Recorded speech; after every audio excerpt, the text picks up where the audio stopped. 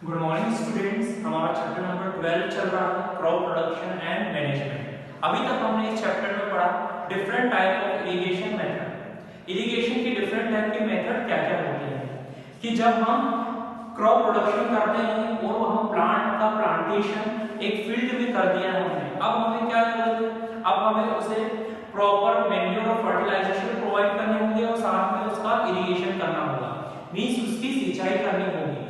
तो इरिगेशन की भी डिफरेंट टाइप की मेथड थी, हमने स्टडी किया था वो traditional method and modern method. Traditional method में वेल और पोंड और लेक की हेल्प से हम हमारे इरिगेटिंग फील्ड की सिंचाई करते हैं, वहां पर इरिगेशन करते हैं। लेकिन मॉडर्न इरिगेशन मेथड में हमने देखा था ड्रिप सिस्टम, जिसमें हम ड्रिप के फॉर्म में वाटर को उस प्लांट तक पहुंचाते हैं जहां पर उसकी रिक्वायरमेंट होती है। तो मॉडर्न इरिगेशन की मेथड में हमने वाटर को सेव करना भी सीखा। अब हम आज नेक्स्ट टॉपिक स्टडी कर रहे हैं जो हमारे आगे का क्वेश्चन कवर करता है। इसमें है स्टोरेज ऑफ ग्रेन। अभी तक हमने क्या किया, प्रिपरेशन ऑफ सॉइल की, सॉइल को पहले प्रिपेयर किया, फिर हमने सीड का प्लांटेशन किया, उन प्लांट की ग्रोथ हुई, उनका इरिगेशन किया, उनकी सिंचाई की। अब एक स्टेज आती है जहां पर ये कंप्लीटली हमारे जो प्लांट्स हैं वो क्रॉप में कन्वर्ट हो जाते हैं। क्रॉप में कन्वर्ट होने के बाद इनसे हमें क्या मिलते हैं, ग्रेन्स मिलते हैं। जो हमारी फसल होती है, क्रॉप होती है, वो क्या होती है, हमारे ये ग्रेन होते हैं। व्हीट के ग्रेन होंगे, राइस के ग्रेन होंगे, पल्सेस के भी ग्रेन होंगे। अब जब हमें ये क्रॉप मिल गई है, हमने इसकी कटाई कर ली है, इसके बाद नेक्स्ट स्टेप आती है इसे स्टोर करना। क्योंकि हम देखते हैं कि यदि व्हीट है या राइस है तो एक पर्टिकुलर वेदर में ही इसकी हमें क्रॉप मिलती है, फिर इसे हमें पूरे ईयर के लिए कवर करके रखना होता है, इसकी हमें सेफ्टी भी करनी पड़ती है, साथ में इसे सेव करने के लिए हमें सेव करना पड़ता है। तो इसको हम कैसे स्टोरेज करें, तो इसे स्टोरेज करने के लिए हमारे पास डिफरेंट टाइप के इक्विपमेंट होते हैं। कुछ हमारे मेटल के इक्विपमेंट बने हुए होते हैं या जूट के बैग होते हैं, आप देखेंगे बोरे होते हैं जूट के, जिसमें हम इन ग्रेन्स को स्टोर करके रखते हैं। अब जब इन्हें स्टोर करके रखते हैं लॉन्ग ड्यूरेशन के लिए, तो हमें इन्हें स्मॉल इंसेक्ट से भी बचाना होता है, इस हमारी क्रॉप को प्रोटेक्ट करना होता है कि इनके ग्रेन हमें पूरे ईयर जब भी हम इनका यूज करें तो ये इनकी ओरिजिनल स्टेट में मिले। इसलिए हम इनके साथ नीम की जो लीव्स होती है उन्हें भी रखा जाता है, क्योंकि इनकी हेल्प से इनमें किसी भी प्रकार के जो इंसेक्ट है उनका इफेक्ट नहीं होता है और साथ में हमारी क्रॉप भी प्रोटेक्टेड रहती है।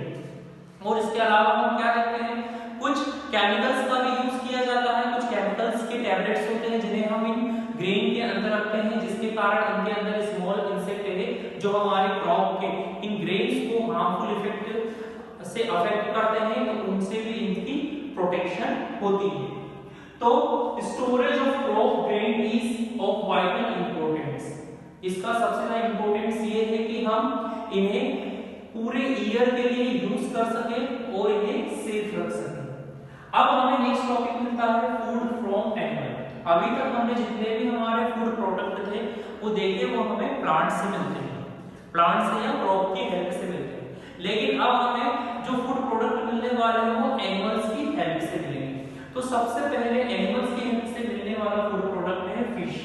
आप देखेंगे हमारे इंडिया में जितना भी कोस्टल एरिया है, जितने भी समुद्र किनारे, जितने भी जगह है, प्लेसेस है, वहां पर फिश का यूज काफी ज्यादा किया जाता है। क्योंकि फिश से क्या मिलता है, फिश से ओमेगा फैटी एसिड्स मिलते हैं, ऑयल मिलता है जो हमारी बॉडी को हेल्दी बनाने में काफी हेल्प करता है। फिश के अलावा हमें कुछ पोल्ट्री एनिमल्स भी मिलते हैं लाइक हेन्स एंड डक।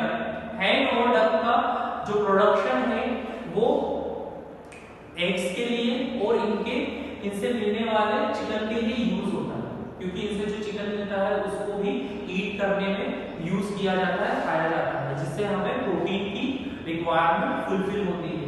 और हम देखें हैन और डक के अलावा भी जो गोट होते हैं या कहीं काऊ है, इनसे हमें मिल्क मिलता है। तो एक ऐसी साइंस की ब्रांच जिसमें हम एनिमल्स का रखरखाव करते हैं, साथ में इनका प्रॉपर मैनेजमेंट करते हैं और इनसे मिलने वाले फूड को हम लेते हैं, तो इस साइंस को हम एनिमल हस्बेंड्री कहते हैं।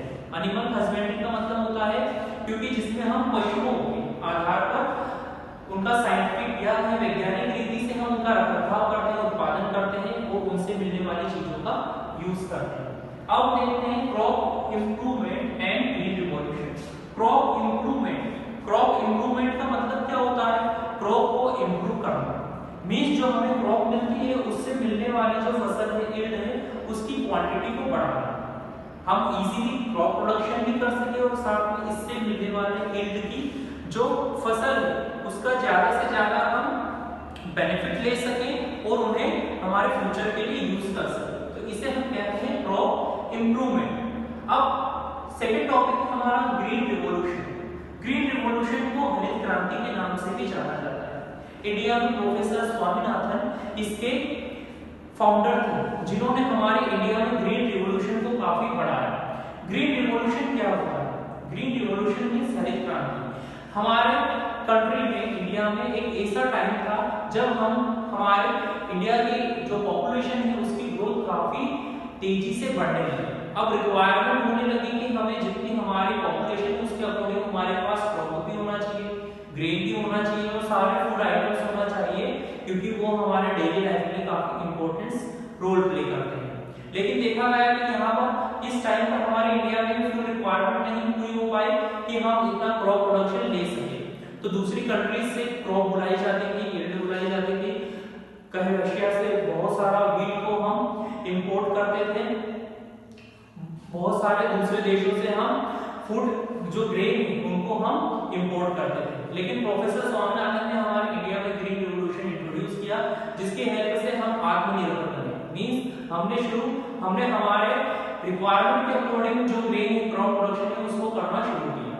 तो इस ग्रीन रिवॉल्यूशन की कुछ इंपॉर्टेंट कैरेक्टरिस्टिक्स हैं, जिसमें सबसे पहले कैरेक्टरिस्टिक्स है कि ग्रीन रिवॉल्यूशन ने हमारे कंट्री में जो हमारी क्रॉप थी उसकी क्वांटिटी को काफी बढ़ा दिया, जिसके कारण हमारी कंट्री सेल्फ डिपेंडेंस होने लगी कि क्रॉप प्रोडक्शन यहाँ पर प्रॉपर होने लगा। दूसरा, हम हमारे फ्यूचर के लिए या आने वाले समय के लिए भी फूड को या ग्रेन को स्टोर करने लगे, क्योंकि कहीं पर अकाल होता है, कहीं पर बाढ़ आ जाती है, फ्लड आता है और बहुत सारी नेचुरल कैलेमिटीज होती है। इन कंडीशन में क्रॉप प्रोडक्शन नहीं हो सकता है। तो अब जब हमारे पास प्रॉपर अमाउंट में क्रॉप रहेगा फ्यूचर के लिए, तो हम उसे यूज कर सकते हैं। तो ग्रीन रिवॉल्यूशन का एक बेनिफिट ये भी था कि हम आने वाले ईयर्स के लिए भी इसको स्टोर करने लगे। लेकिन कुछ ग्रीन रिवॉल्यूशन की लिमिटेशंस भी थी, क्योंकि ग्रीन रिवॉल्यूशन में हमने उन क्रॉप को इंपॉर्टेंस दिया जिनकी हेल्प से हमें ज्यादा से ज्यादा अमाउंट में क्रॉप मिलता था। तो इससे क्या हुआ, जितनी ज्यादा अमाउंट में जिस क्रॉप से हमें ग्रेन्स मिलते हैं उसको उतनी ही ज्यादा वाटर की जरूरत होने लगी, जिसके कारण जो हमारे ग्राउंड लेवल का वाटर है उसका लेवल भी धीरे धीरे काफी कम होने लगा।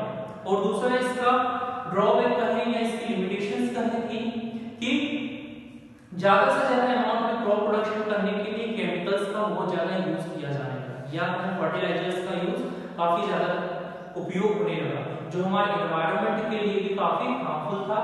और साथ में जो हमारे ये फूड ग्रेन है इनमें भी इनकी प्रेजेंस बढ़ती है, इन फर्टिलाइजर्स की प्रेजेंस बढ़ती है, जिसके कारण इस फूड को लेने वाले पर्सन के अंदर कैंसर के सिम्टम्स भी बनने लगे।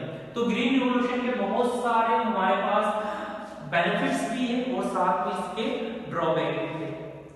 अब हम देखते हैं मेथड ऑफ क्रॉप इंप्रूवमेंट। सबसे पहले हम देखें मेथड ऑफ क्रॉप इंप्रूवमेंट। यदि हमें क्रॉप को इंप्रूव करना है तो वहां पर सबसे पहले हम देखते हैं हम क्रॉप का सिलेक्शन करना है कि हमने कैसी क्रॉप को सिलेक्ट किया जो लेस वाटर में भी सबसे ज्यादा हमें ग्रोथ दे सके, जिसका ज्यादा से ज्यादा उत्पादन हो सके। तो हम मेथड ऑफ क्रॉप इंप्रूवमेंट में देखेंगे कि सबसे पहले हम सिलेक्शन देखते हैं, हम ऐसी क्रॉप का सिलेक्शन करते हैं जो ज्यादा से ज्यादा हमें उत्पादन देती है।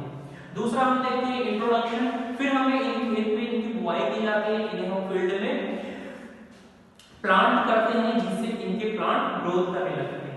हम देखते हैं थर्ड स्टेप है हाइब्रिडाइजेशन और क्रॉस ब्रीडिंग। हाइब्रिडाइजेशन का मतलब होता है संकरण। हम देखते हैं एक प्रजाति की या कहें एक स्पीशीज का यदि राइस है और दूसरी स्पीशीज का राइस है, तो इन दोनों से मिलने वाली यदि हम एक नेक्स्ट स्पीशीज बनाते हैं, प्रजाति बनाते हैं, एक क्वालिटी एक किस्म बनाते हैं राइस की, तो वो क्या कहलाती है हाइब्रिडाइजेशन या कहें संकरण, जिसमें हम इन पेरेंट्स जो क्रॉप है उनकी जो अच्छी क्वालिटीज होती है उनको मिला के हम एक नेक्स्ट स्पीसीज बनाते हैं जो और ज्यादा हमारे लिए बेनिफिशियल होती है। तो आज हमने हमारा chapter 12 crop production and management complete किया, जिसमें हमने स्टडी किया अबाउट क्रॉप का कैसे प्रोडक्शन किया जाता है। सबसे पहले हम सॉइल का प्रिपरेशन करते हैं, फिर हम प्लांट को प्लांट करते हैं, इसके बाद हम डिफरेंट टाइप के मेथड से इसे इरिगेट करते हैं, इसकी सिंचाई होती है। फिर जब हमारी कंप्लीट क्रॉप तैयार हो जाती है तब हम इनका स्टोरेज करते हैं। स्टोरेज इसलिए किया जाता है कि हम इसे लॉन्ग ड्यूरेशन के लिए यूज कर सकें। और लास्ट में हमने स्टडी किया अबाउट ग्रीन रिवॉल्यूशन, हरित क्रांति, जिसके कारण हमारी जो कंट्री इंडिया है वो in the field of crop production के मामले में आत्मनिर्भर और संपन्न